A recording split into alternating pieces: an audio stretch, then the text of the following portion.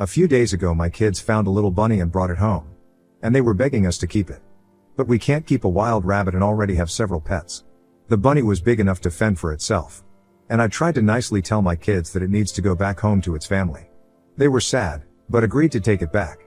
However, I was busy with work and couldn't go with them. So my wife went.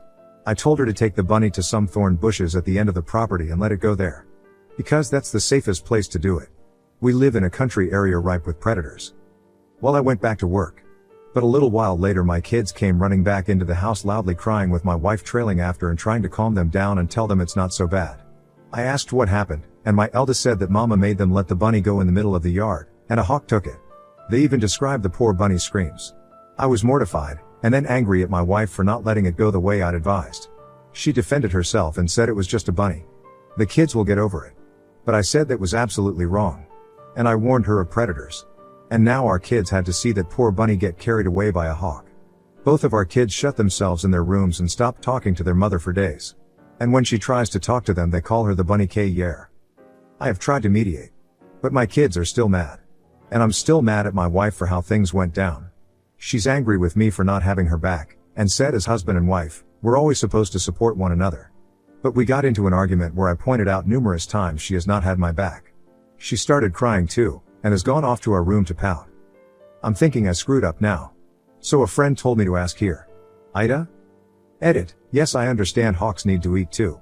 And they are all over our area. I just didn't want my kids to see something so young.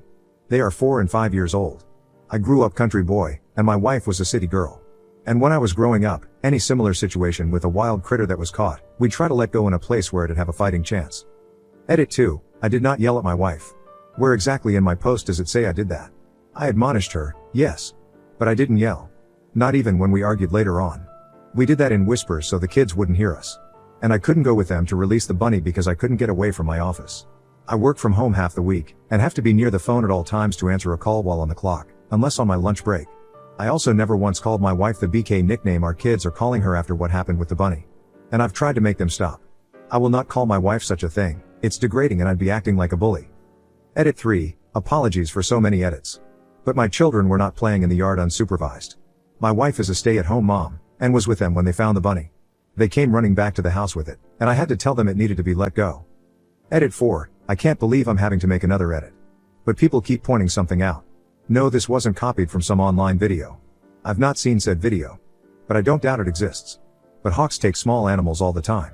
So is it really so surprising that this situation would happen to some people other than those who recorded a video of the same kind of situation? I certainly don't think so. And my property is almost entirely grassy flatland, save for the house and one tree. I own 4 acres. The grass was last mowed on Sunday. So it was pretty short. That poor bunny may as well have had a target on its back because hawks are circling the area all the time. I've been battling hawks since I was a kid guarding baby chicks with my old pellet gun. Little bunnies are practically one of their favorite things to grab. Hence me telling my wife to let the bunny go in the bushes. Edit 5, I am so damn sick and tired of people saying hawks gotta eat too. Or circle of life or UDA for defying nature. When I was a kid, I had to protect animals from hawks for my grandparents. Farmers have a right to protect their animals from predators too. We weren't just gonna let the hawks come in and take all the baby chicks they wanted. Which they would have done daily. Yes, I was out there with a pellet gun. But that only deterred the hawks more than anything. I never actually shot one down. Oh yes, I hit a few. But barely. All it ever did was make them turn tail and fly away. And I haven't shot at a hawk in 25 years. I never enjoyed shooting anything alive. My grandpa was the one out there with real guns taking down hawks and coyotes. But I grew up intimately familiar with hawks taking small animals. Hawks have no problem finding food all over our area. But they are opportunists. As are most predators. Hence why I wanted to let the bunny go in the bushes. But as I stated in a prior edit, I could not leave my desk. Which so many people still don't seem to understand, or did not bother to read. Update. Not sure if this is the right sub. But I can't think of anywhere else to post this. For those who remember me, I'm the guy whose wife made our kids release a wild bunny in the middle of the yard, after I advised her to have the kids take it to the bushes to release it safely. A hawk took the bunny right in front of both of our children, 4 and 5 years old at the time. And they freaked out on their mother, then came running back to me in tears. Our kids started calling their mother the Bunny Slaughter. That name seems appropriate now, and other people called her that as well after her affair got out. What happened with that poor bunny is ancient history compared to what I have to tell now. I'm speaking as a free man after finishing divorce a couple of months ago. This is going to be pretty long and complicated. So buckle up. Edit. AP stands for a fair partner. Apologies for not making that clear sooner. I did show my wife my original Reddit post. And she was very angry with me. So much so it caused a bad fight. And after it, I got the silent treatment for another week. I tried to make my kids stop mistreating their mother after the bunny incident. Even with being punished by small groundings and timeouts. But the BS nickname kept coming back every time our kids got angry with their mother. My wife let up on her cold shoulder routine after a couple of weeks and conceded she should have listened to me about the bunny, and should have taken it to the bushes like I said. She claimed that she just felt like she needed to defend herself because she didn't want to be wrong.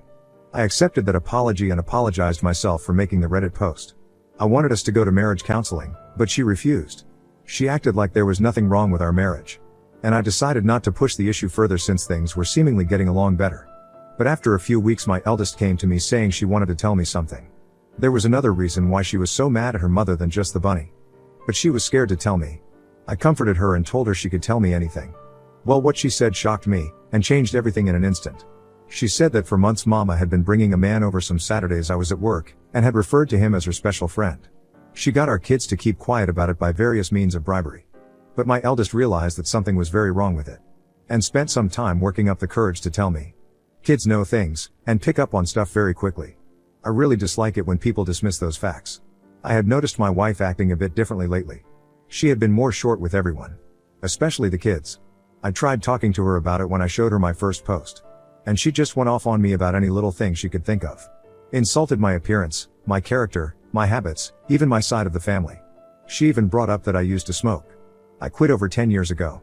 Then she resorted to locking me out of our bedroom and crying so loud you could hear it all over the house. So when my eldest came to me, I ended up putting 2 and 2 together. She was cheating, and her behavior was very similar to the mood swings she had while pregnant with both of our children. Similar, I say, because it was even worse. From what I've gathered searching online and what friends and even a counselor have told me, my wife was both very moody from hormones, and projecting because of her infidelity. I can't claim to be an expert in psychology, but it does seem to make sense. I wanted it to all be a misunderstanding. But I quickly ordered and set up a few hidden cameras without anyone knowing. I had them delivered to my work just so no one at home would see them. Then I set them up on a day my wife went out to have a girls' night with her friends. It was very easy to hook them up and connect them to the Wi-Fi. In just a few short hours I could monitor every part of the house from my home PC, laptop, and work PC. At first I worried I might have been going overboard. I thought if it turned out I was wrong, then I could remove the cameras and no one would ever know. But no, my worst fears were confirmed as I got plenty of evidence in just the first week. The man my wife has taken as an AP is a former colleague of hers.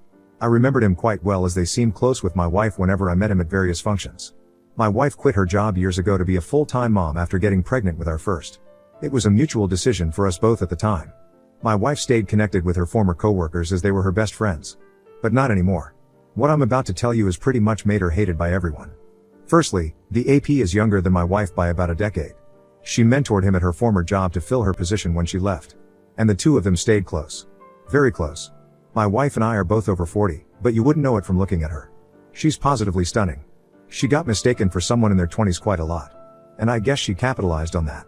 I ended up confiding to my sister about what was going on, and showed her the footage from the nanny cams. She told me she'd suspected for a while. And said she'd seen my wife once at a local bar getting a bit too close with a man that wasn't me. But they never kissed or anything while she was watching. Just lots of touching on the shoulders and lower back. And since she wasn't sure, she didn't tell me sooner. I ended up ordering a GPS tracker as well. And after I got it working, I hid it in the trunk of my wife's car. My sister and her husband agreed to help me, and follow the tracker on my wife's next supposed night out with friends. She went to a completely different place 20 miles further away than where she usually goes. And from there she met up with AP. My sister and brother-in-law observed them for some time from their car. And noticed AP kept rubbing her belly while they were talking. And they recorded video of this too. When I saw the footage I knew she had to be pregnant with his baby since she was so moody at home. My sister and Bill had to calm me down because I turned into a complete mess. I wanted to self-medicate with alcohol, but my sister very correctly told me that drinking the worst thing I could do at the moment. Later I decided to take a leave from work, but told my wife I was actually going to be on a business trip. She couldn't have been more excited about it, and didn't try very hard to hide her glee that I'd be leaving for a while. Who is this woman? She's certainly not the one I married almost 20 years ago, right? Did someone who looks exactly like her just take her place one day? Is she an alien from the pod people? Did I ever really know her? The more I thought about it, the less it made sense to me. So my end conclusion was that trying to make sense of anything wouldn't do me any good. I had cameras all over the house. And my sister and brother-in-law agreed to take my kids for a few days because they love visiting auntie and uncle in the city.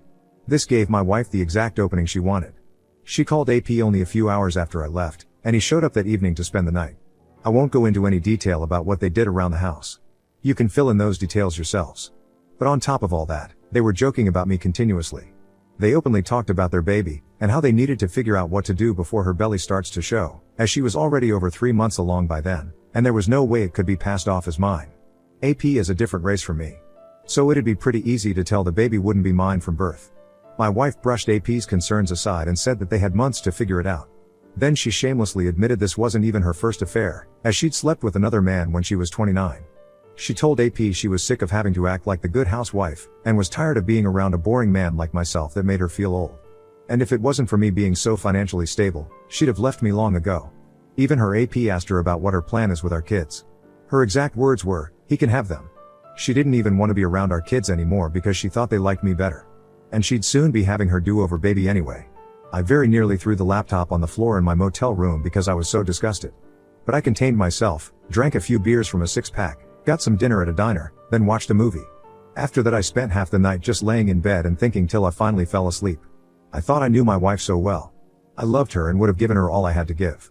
But in the end some people are just evil. And you can never really know who they are till they reveal their true self. I made up my mind right then to destroy her in a divorce. I'm normally a very kind and calm man. But get me angry enough, and I can become your worst nightmare. I went to see a law firm for divorce lawyers the very next day, and asked for the meanest lawyer they had. I live in an at-fault state. So my wife was screwed the moment I had her affair on camera.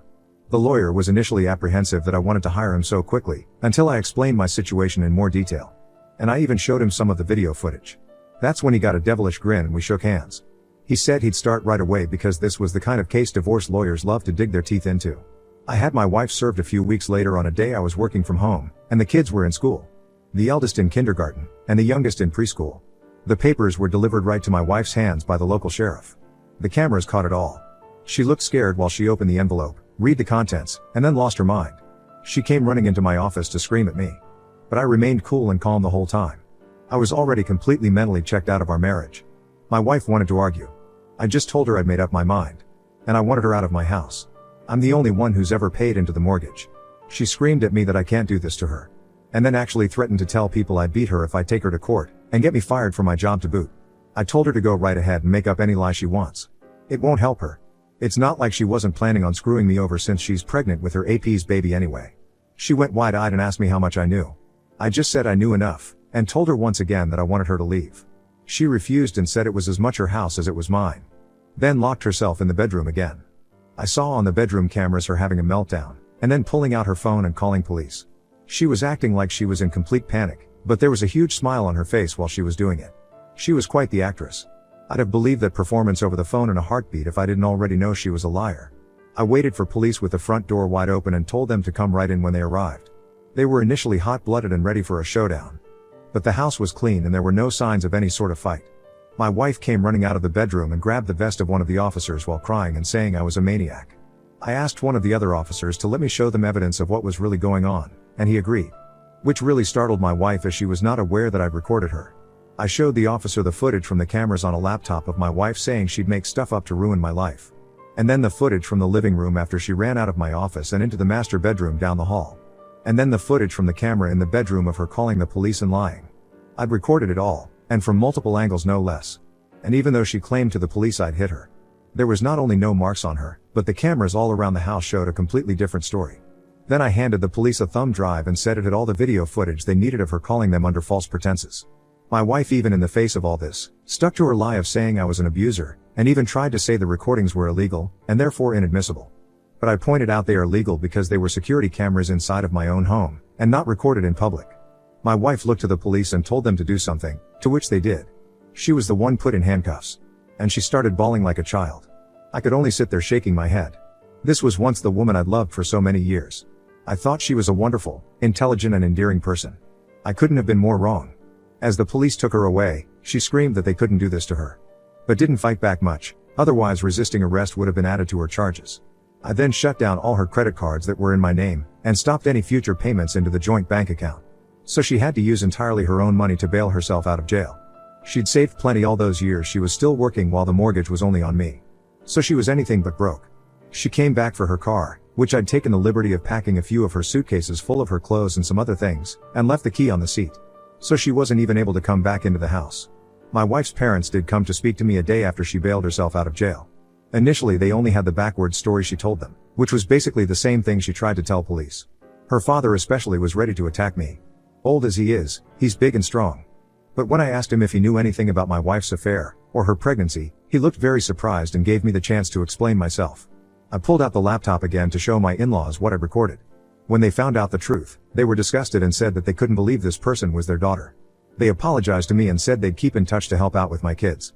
Then they called my wife on speaker right in front of me and confronted her about her lies. She tried to double down, till they said they were with my right then and saw the recordings. They knew everything, and wanted her out of their house immediately.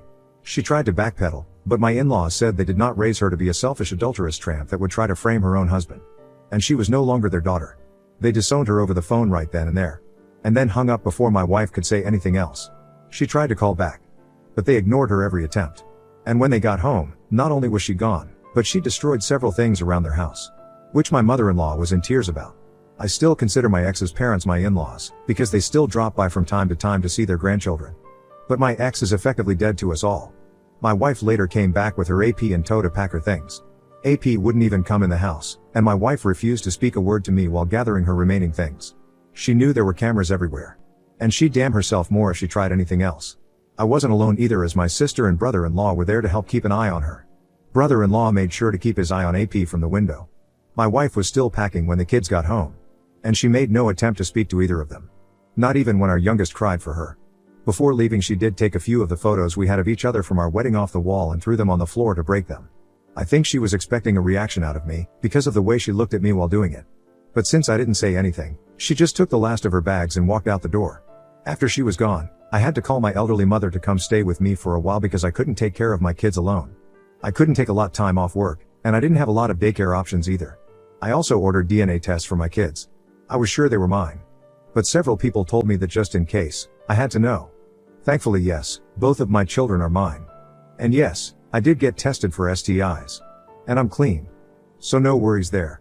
About a week later my wife showed back up at my door saying that she would agree to a clean divorce if I did as well. Meaning she'd have gotten half of everything if I had agreed. But I said no to her face. There was some fighting back and forth, and she more or less admitted to finding out the law in this state was not on her side.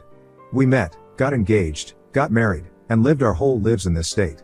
There was no way she could get out of taking a major loss unless I agreed to settle. Which I did not.